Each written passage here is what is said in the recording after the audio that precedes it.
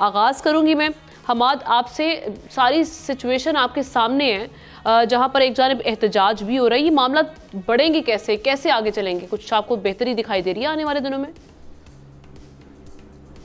जी, बेहतरी की उम्मीद लगा सकते हैं।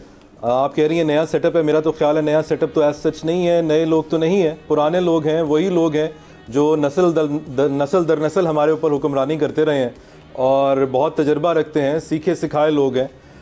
तो नए लोग तो कत्तन भी नहीं है, पुराने लोग हैं। पुराने लोगों से नई बेहतरी की उम्मीद लगाई क्यों जाए? इस वजह से लगाई जाए कि इस बार शायद हीट उनको भी महसूस हो रही है।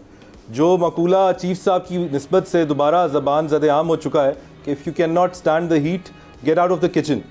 तो या तो इस बार उनको इस हीट का कुछ करना पड़ेगा, इसको कम करने के लिए कुछ गवर्नेंस ऐसी करनी पड़ेगी, कुछ अपने आप को रिवाइव करना पड़ेगा, या फिर शायद उनको किचन से बाहर निकाल दिया जाएगा और उनकी जो सियासत है वो शायद अब इतनी ज़्यादा आगे ना चले, इससे ज़्यादा मौके कम से कम उसको नहीं मिलेंगे।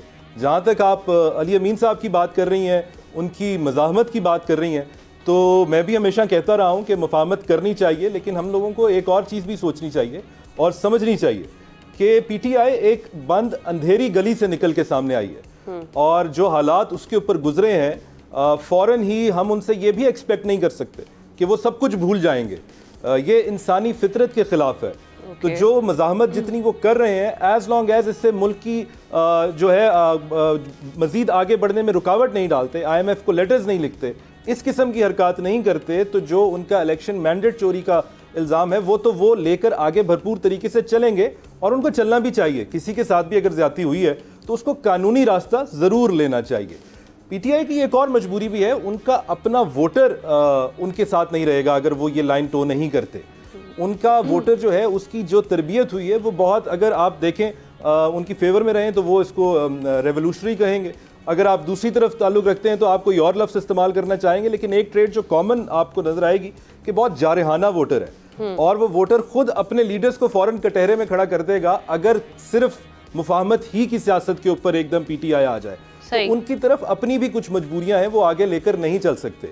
लेकिन उनको ये याद रखना चाहिए कि रोम एक दिन में नहीं बना था, इस पे वक्त लगता है चीज़ों को बेहतरी में आने में। हम देख रहे हैं कि पार्टी के अंदर भी इस वक्त कुछ फ्रिक्शंस हैं और फ्रिक्शंस होनी भी चाहिए। इसका मतलब ये नहीं है कि पार्टी कमज़ोर हो गई है, इसका मतलब है कि पार्टी सही रास्ते पे है, बात करने की आज़ादी है, जो कि शायद बाकी पार्टीज में उस तरीके से कभी कभार नजर नहीं आती। लेकिन हमें एक दूसरे के ऊपर इल्जामात नहीं लगाने चाहिए कि कोई किसी का एजेंट है, जो कि हम देख रहे हैं इस वक्त पीटीआई में लग रहे हैं। सब्सक्राइब करें और बेल दबाएं ताकि कोई खबर रह न जाए।